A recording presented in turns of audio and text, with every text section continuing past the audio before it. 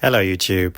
I hope you're good, hope you're keeping well, and any pain, symptoms are being kept at bay. Now, it won't come as a shock when I say transphobia is on the rise. Bashing on trans people has become the trending thing to do now. Everywhere, trans people are being scapegoated and using a blame for all things. Or in the case of the British Prime Minister, a distraction from all the problems we're genuinely facing, which he has no intention of actually fixing. Homelessness? Let's talk about trans people. Poverty? Let's talk about trans people. Global warming? Let's blame it on trans people. It's the hormones that are killing the planet. And not your absolute overuse of plastic and our crazy consumerism and buying all these cheap things that break really quickly so you have to replace them. It's trans people. Transphobia, especially how people tend to employ it, has very similar energy to misogyny, and especially in the West, is draped in white supremacy.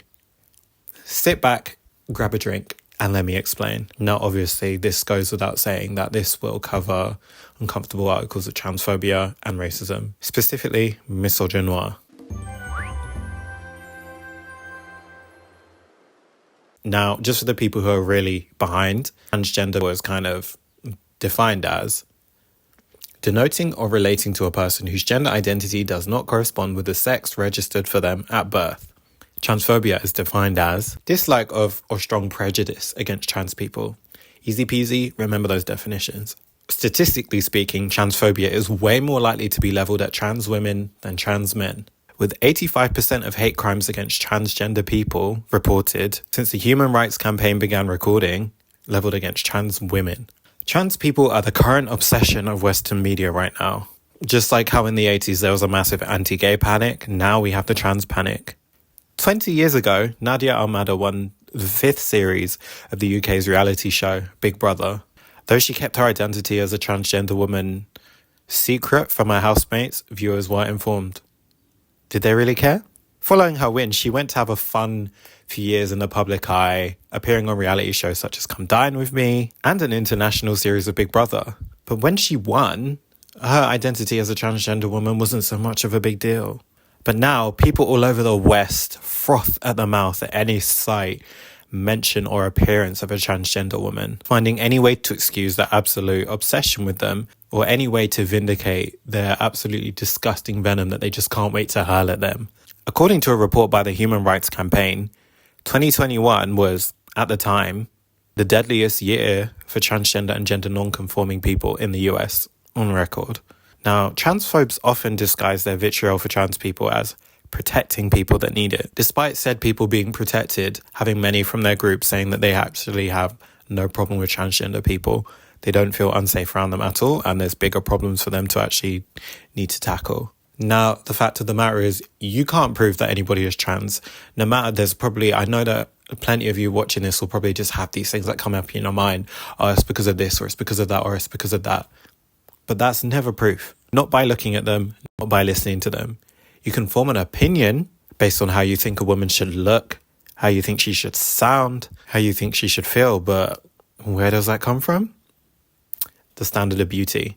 As I mentioned before, trans women are more frequently the target of abuse than trans men. Among the myriad of things they're told that they don't look and sound like women, and they're not women.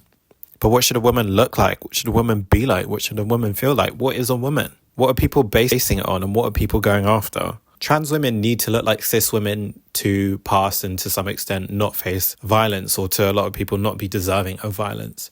But what is the standard of cis women and what they should look like?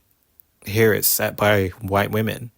Now, even for cisgender women, the standard of what they should look like or be is something that a lot of them feel like they can never attain. Thin, but not too thin. Meat in the right places, but not too much. Otherwise, it's going to look fake.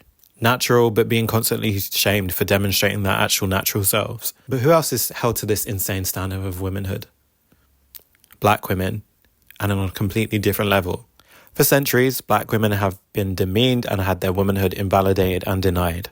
A clear story of this is the story of Sarah Baartman. For those who don't know, Sarah, original name unknown, was a Khoi woman from Dutch Cape Colony who was taken by an Englishman and forced to be an attraction in a freak show. Though she was promised that she could go back to her home after 2 years, this was a lie, and she was forced to stay in England until her death at an early age of 26, where her body was dissected, autopsied, and her brain and genitals were put on display. It's disgusting, and this was only 2 centuries ago.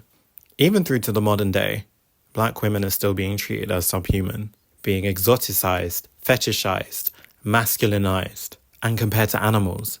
You only need to look at the treatment of them in media. Serena Williams, Simone Biles, Sha'Carri Richardson, the list could go on. So much of it is people trying to take away their femininity, their humanity, and insist that they are less than. In the case of athletes, there's always a comparison to men. And this leads me on to my next point. You ever notice how differently white and black athletes are treated for their genetic advantages? I've got a perfect case to illustrate just how stark the difference is. Let's start with Michael Phelps. Now, just for a rundown for the people who don't know him or know him and just need a bit of a refresher, he's a former competitive swimmer. And boy, was he good at it. So good, in fact, that in his 25-year career, he amassed 28 medals, making him the most decorated Olympian of all time. The record extends further as he holds the records for most Olympic gold medals of all time, most Olympic gold medals in individual events, and Olympic medals in individual events. In his career, he's broken a lot of other people's records, as you can imagine. But how did he get to this point? Now, he started swimming at the young age of 7, just as a simple hobby, and he fell in love with it. He took to it very well. By 10, he'd held a national record for his age group in the 100-meter butterfly, and it continued onward and upward from there. He was trained under a trainer that he said reminded him of a drill sergeant because of his disciplined and regimented ways. He qualified for the 2000 Summer Olympics at the age of 15 and became the youngest male athlete in almost 100 years to make a US Olympic swim team. Now, with this story, you'd think he was just a prodigy, and there's no denying that perhaps he was, but there is more to it than that. Physiologically, he's just built to be better at swimming. Swimmers tend to have longer torsos and shorter legs than the average person as it is, but Michael's body takes the cake. He's 6'4", but has the torso of somebody a few inches taller, and the legs of somebody almost a foot shorter. The great wingspan and unique torso combination that his body possesses creates a physique that can reach further with each flap through the water, and also experience less drag, creating less resistance. His body also creates less lactic acid with high intensity activity. You know that feeling in your body you get after a long workout? Or like the burning in your arms when you hold them up for too long? That's lactic acid. And it's what would tend to slow you down when you're getting worn out. But this man just does not have to deal with it in the same way. There's even more to it than this, including his very high lung capacity, hyperextendable joints, all of it making the perfect body for the sport. When written about in articles, they only sing praise for all this stuff that he was in fact just born with. Look at this headline. Michael Phelps, the man who was born to be a swimmer. In his time, he was seen as a genetic marvel. People marveled at his genes, but never anything past that. They didn't deny his hard work, but they didn't exactly say anything negative about his genetic composition either. However, another athlete with another genetic advantage, Caster Semenya, was treated very differently. Caster is a middle distance runner from South Africa and winner of 2 Olympic gold medals and 3 world championships. She has a condition that, among a few other things, enhances her body's production of testosterone. After her first victory at the World Championships, people started to question her gender. After her first victory at the World Championships, people quickly started to question her sex, as she'd beaten her very recent personal best by a substantial amount. World Athletics asked her to take a sex verification test. Failure to do so would result in her being banned from women's athletic sports. When news broke of the test and the results, which was her having an intersex condition, not only did the media go for her, but she was also forced to undergo horrific tests too. This is a quote from a Guardian article that was released shortly after her World Championship win. Caster Semenya was forced to undergo humiliating sex tests before her 800-meter victory at last month's World Championships, her former coach has claimed. Despite claims from South Africa's athletics officials denying that any such tests took place, Wilfred Daniels told Johannesburg Star newspaper that the runner was left distressed and humiliated by a 2-hour examination in which her feet were placed in stirrups, her genitals were photographed and her internal organs were examined. The worst part was that she thought she was going for doping tests. She was in no way prepared for what happened, Daniels was quoted as saying. It's disgusting. It makes me feel sick as someone who's had to undergo a lot of tests because I'm chronically ill. The absolute invasiveness and lack of humanity you're treated with is horrible. So then to know that she was sent for what she thought was just going to be a simple doping test and then go through this is abhorrent. But there's more. The Court of Arbitration for Sport ruled that if Semenya wanted to compete, should have to take medications to lower her testosterone levels. But why wasn't Phelps ordered to do anything to counter his unusually low lactic acid levels? But why wasn't Phelps ordered to do anything to counter his unnaturally low lactic acid levels? It's weirder when you realize that scientific investigations into testosterone levels affecting sports performance is kind of concluded as, maybe it has a bit of an effect, at best. So let's be for fucking real.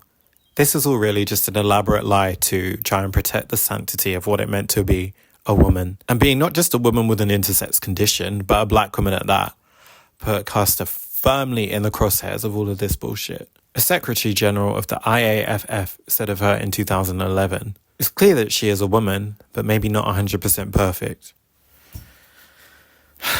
God. It's the same type of energy you see leveled at black women who dare not to conform to the archaic white supremacist ideas of what it means to be a woman. And let's not act like this kind of energy is only leveled at them by non-black people, because we all know that black men can and will be the biggest critics of black women they know, and play a big part in policing what their femininity is allowed to look like even before they're old enough to leave home. And it's not lost on me now that black trans women can be the target of cis black women, taking pot shots at them and their femininity in the same way that they probably had to deal with their whole life anyway. The same way that people come for the physiques of cis black women, the anatomy, the facial structure, the hips, the shoulders, is the exact same way and vim you'll be coming for black trans women. It's the exact same energy. It's the exact same bloody tool. And it's horrible because now, on a wider scale, the wrath of transphobia is now sweeping cisgender women along with it, as so many people warned it always would. There are more and more reports coming by the day of people attacking cisgender women, all because they believed they were trans. Last year in Ireland, a drunk man saw 86-year-old Marie McGowan and thought she was a man dressed as a woman, and he attacked her. An article reads, during the early morning attack in Dublin's Ranelagh area, Bailey knocked Marie McGowan to the ground, put her head in a wheelie bin while applying pressure to the lid, kicked and punched her in the face, the court heard. According to the Irish Times, the pair met at about 2 a.m. after McGowan got lost on her way home, with CCTV footage showing Bailey was with her for more than an hour, sporadically assaulting her for 42 minutes. Luckily, she survived, but she was obviously hospitalized and, understandably, was traumatized and suffering from what seemed to be like PTSD. And this is one of many stories of this kind. I feel sick to say it, but I feel like in between recording this and getting it up, there's probably going to be more coming out. Now, just in case some idiots do come in frothing at the mouth with some comments about how transness is unnatural or if it's new, if you actually bother to open your eyes and decolonize your brain even a bit, you'd realize that trans people have been around for centuries in many different forms. Whether it's the Gala priests of the Sumerian people, dating back to 3000 BC, or the Hijra of South Asia, an umbrella term for people who we in the West would define as transgender or gender non-conforming or intersex. The binary view of gender that we know now isn't something that has always been held by the whole world, especially pre-Western colonialism. And it's something we all need to rid ourselves of. Now, that's not to say that those who do just feel comfort, joy, and safety in binary presentation or roles need to change how they feel, but they should make an effort to accept that, number one, the gender binary as we know it now is massively influenced by Western colonialism, and number two, gender really, according to many different cultures across the world, across history, is much more varied and nuanced than this restricted construct can ever handle or choose to accept. Yeah, that brings me to the end of my video. I hope it's been an insightful listen. If you are trans or gender non-conforming and you did watch, and I hope that some of what I covered wasn't too triggering, especially to my black trans folks. Something I've noticed from studying colonialism is its real power to divide and conquer its subjects, which has bled through time, even through to the modern day, and is something that I do want to cover in an essay at some point in the future. There's loads of anti-blackness in Asia. We have colorism in black and Asian communities across the world. Black men are pit against black women, so on and so forth. It's exactly what the government still does in the UK as well, where now everyone's ire is repeatedly turned away from them and right towards trans folk. Or something else. There's always, throughout history, there's always a big problem.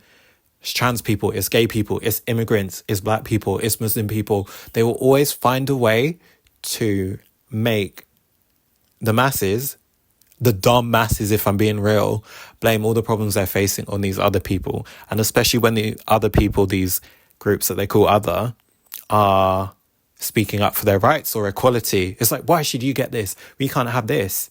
It's just like, hey, we're on the same side.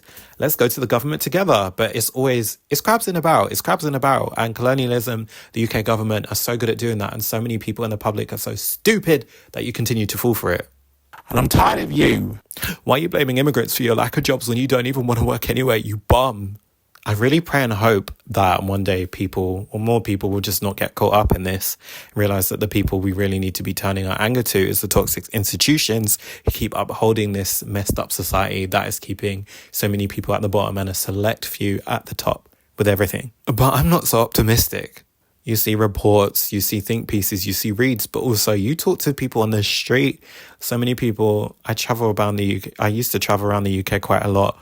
I'll meet people, especially like rich people in countries maybe further north than me in London. And like, they would just say anything and just have so much anger, and they'll just be spouting probably what they saw in like the Daily Mirror or something about how immigrants are the problem, or this, that and the other. And when you question them, they'll be like, I don't know. And it's just, of course you don't know, because you just read it. You read a sensationalist headline and it worked on you because you've got two brain cells, and both of those brain cells are working overtime to justify these stupid things you read and not to question why people are writing this, because you are dumb.